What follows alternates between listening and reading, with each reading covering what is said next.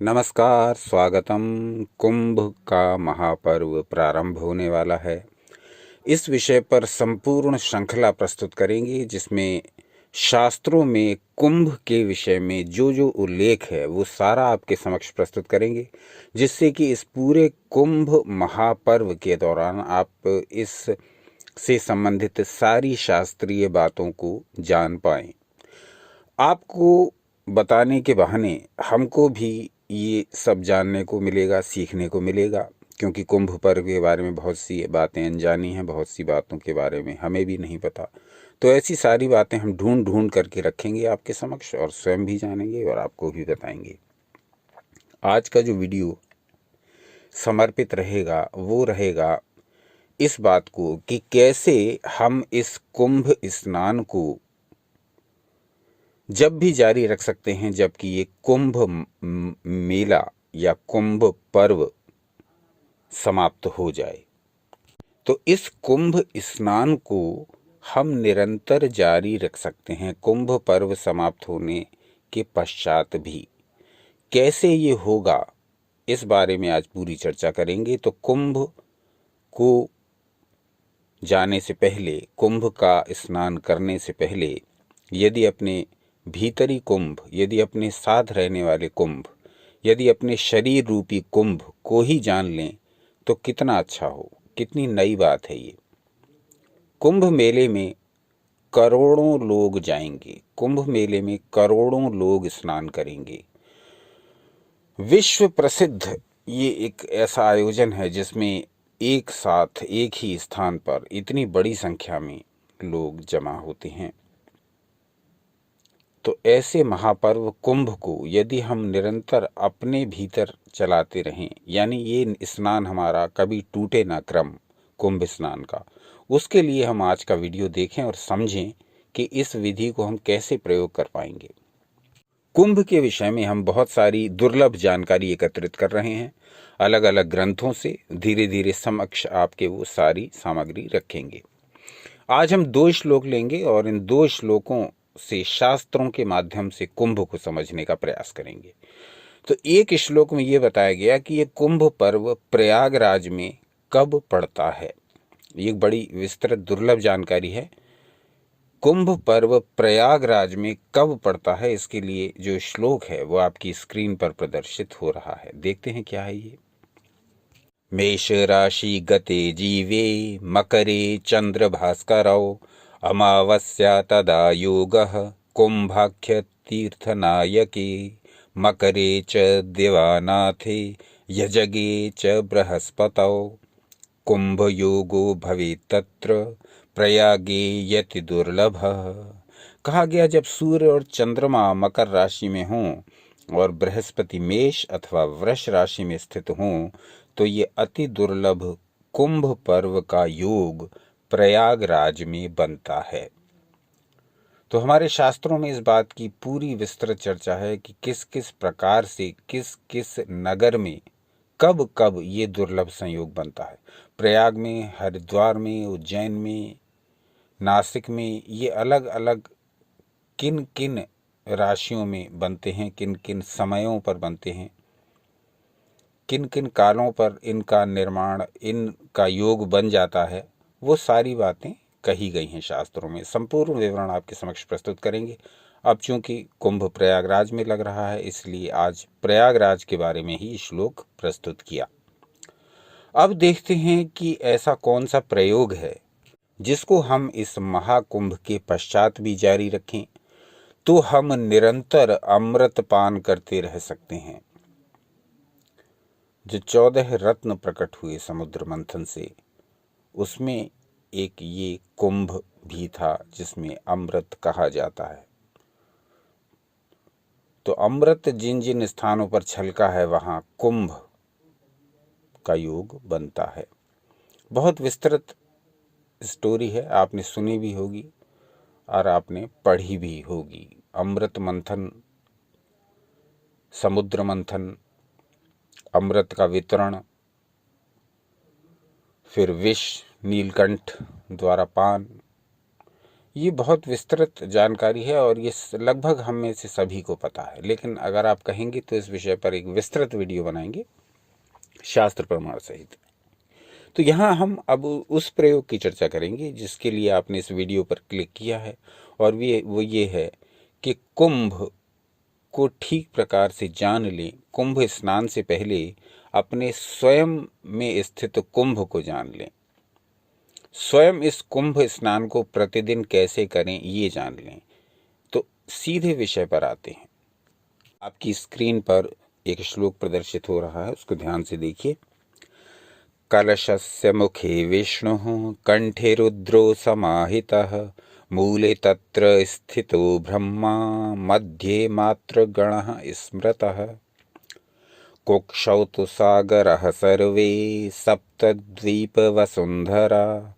ऋग्वेदो अथ यजुर्वेदो सामवेदो अथर्ववः अंगश्च संहिताः सर्वे क्लेशे सर्वे कलशे तु समाश्रिताः। अब इसका अर्थ समझते हैं। इन दो श्लोकों में बहुत ही गहरी, बहुत ही गंभीर बात कही गई, और अध्यात्म पथ के जिज्ञासुओं के लिए अथवा योग पथ पर चलने वालों के लिए अथवा पौराणिक शास्त्र में दिलचस्पी रखने वालों के लिए ये एक बहुत ही महत्वपूर्ण भाग है इस वीडियो का, क्योंकि इन दो श्लोकों में हमें बहुत कुछ समझाया गया है यदि हम ठीक प्रकार से समझें। तो पहले इसका शाब्दिक अर्थ जान लेते हैं और फिर इसका छुपा अर्थ, मूल अर्थ जानेंगे। शाब्दिक अर्थ है, कलश के मुख में विष्णु, कंठ में रुद्र, मूल में ब्रह्मा। यानी कलश की जो मुख वाला भाग है वहाँ विष्णु विराजमान है, जो कंठ गले वाला भाग है वहाँ रुद्र विराजमान है, जहाँ मूल जड़ वाला निचला भाग है वहाँ ब्रह्मा विराजमान है, मध्य में मातृकाएं यानी मातृगणा, अंत अवस्था में समस्त सागर, पृथ्वी में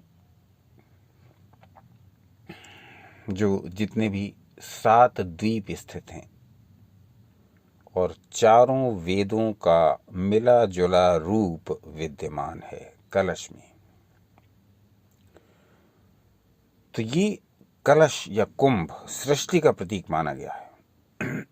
कहा गया है कि जैसे कुंभकार 5 तत्वों से कुंभ की रचना करता है, उसी प्रकार ब्रह्मा भी 5 तत्वों से इस सृष्टि की सर्जना करते हैं, रचना करते हैं। अब इस श्लोक को समझ लीजिए और उसके पश्चात इस विधि को या इस श्लोक को कैसे अपने दैनिक जीवन में व्यवहार में लाना है, इसको समझ लीजिए। आप ऐसे समझिए कि जब भी किसी संत द्वारा या किसी शास्त्र द्वारा इस शरीर का रूपक दिया जाता है, इस शरीर की उपमा किसी से दी जाती है, इस शरीर की तुलना यदि किसी से की जाती है, तो जो सबसे कॉमन चीज़ जो हमारे मस्तिष्क में आती है वो है घड़ा। यह तन कांचा कुंभ था, लिया फिरे था साथ, झटका लागा टूट गया कछु न आया हाथ। ये तन कच्चा कुंभ था, इसे साथ लिए फिर रहे थे, झटका लग गया, टूट गया, शरीर नष्ट हो गया। इसी प्रकार से बहुत सारे श्लोक, बहुत सारे दोहे बने हैं शरीर और घड़े की तुलना पर। तो हम इस कुंभ स्नान इसे क्यों कहते हैं, इस कुंभ का अर्थ समझें। हम इसको बहुत सारे वीडियोस में समझने का प्रयास करेंगे, इस छोटे वीडियो में इसको नहीं समझा जा सकता। आज का जो वीडियो है वो एक प्रयोग पर है, और उस प्रयोग को आप अपने दैनंदिन जीवन में कैसे अपनाएं इस पर है। अब आप विचार ये करिए कि जब कुंभ का निर्माण होता है घड़े का, तो उसमें 5 तत्व लग जाते हैं। मिट्टी, जिससे ये घड़ा बनता है, पृथ्वी तत्व। अब इसमें जल मिला दिया जाता है, तब ये मिट्टी घड़े का आकार लेगी, तो जल तत्व। अब मिट्टी और जल के साथ ही इसमें वायु तत्व सम्मिलित रहता है और वायु तत्व अग्नि तत्व के साथ भी सम्मिलित रहता है। जब अग्नि को तेज किया जाता है तब उसमें वायु तत्व भी प्रविष्ट हो जाता है। फिर अब इस घड़े को बना करके पृथ्वी तत्व, जल तत्व से बना करके वायु और अग्नि की सहायता से इसको तपाया जाता है। तो ये चारों तत्व इसमें आ गए। अब जब ये घड़ा बनकर के पूरा तैयार हो जाता है तो इसका जो भीतर का पूरा खाली भाग है, आकाश तत्व, उसमें समा जाता है। तो इसीलिए आपने देखा होगा कि हमारे संत, हमारे ऋषि मुनि, हमारे साधु, हमारे तपस्वी, हमारे शास्त्र हमेशा आपने देखा होगा कि इस मानव शरीर की तुलना घड़े से करते हैं, कुंभ से करते हैं। तो इस कुंभ पर्व पर हम ये जानें कि ऐसा क्यों है। कुंभ से हमारी तुलना इसलिए की गई है कि जैसे कुंभ के बनने में पांचों तत्व लगते हैं, उसी प्रकार से हमारे इस शरीर को बनने में भी पांचों तत्व लगते हैं। एक घड़े को 5 तत्वों से जैसे कुंभकार बना देता है, उसी प्रकार से हमारे शरीर रूपी घड़े को ब्रह्मा रूपी कुंभकार द्वारा निर्मित किया जाता है। तो हम जब इस जीवन को जी रहे हैं, नित्य प्रतिदिन दिन रात बीतते जा रहे हैं और हम इस जीवन को जी रहे हैं, तो हम सदा ये स्मरण रखें कि हम परमात्मा के बनाए हुए घड़े हैं, कुंभ हैं, घट हैं। और ये घट, ये कुंभ कभी भी टूट सकता है। जैसे एक घड़ा टूट जाता है तो वो नष्ट नहीं हो जाता, उसके टुकड़े टुकड़े हो जाएंगे, लेकिन उनमें वो पांचों तत्व के परमाणु बंधे हुए हैं। तो आप उनको टुकड़े टुकड़े भी कर देंगे या उसको पीस भी देंगे, तब भी वो छोटे छोटे जो कण रह जाएंगे, उनमें भी वो पांचों तत्व रहेंगे। तो इसी प्रकार का ये जो हमारा मानव रूपी शरीर रूपी घड़ा है, ये भी जब मृत हो जाता है तो हम इसको जब अग्नि के समर्पित कर देते हैं तो ये पांचों तत्वों में बैक हो जाता है। जहां से ये आया था उन्हीं तत्वों में मिल जाता है। तो घड़े में और हम में बहुत समानताएं हैं। इसीलिए हमारे शास्त्रों ने मानव शरीर की तुलना घट से की, कुंभ से की। कुंभ पर्व का अपना ऐतिहासिक, अपना सांस्कृतिक, अपना धार्मिक, अपना आध्यात्मिक सब प्रकार से महत्व है। वो हम आपके समक्ष रखेंगे। धीरे धीरे सारी बातों को, सारी जानकारियों को आपके समक्ष रखेंगे। और कहना चाहिए, गलत है आपके समक्ष रखेंगे शब्द, इसके स्थान पर कहना चाहिए अपने समक्ष रखेंगे, क्योंकि बहुत सारी बातें तो हमें ही नहीं पता और बहुत सारी बातें शास्त्रों को खंगालते खंगालते वो सामने आती जाती हैं। जैसे ही लगता है कि उनमें से आपके साथ शेयर की जाएं ये बातें, तुरंत उसी विषय पर वीडियो बना देते हैं।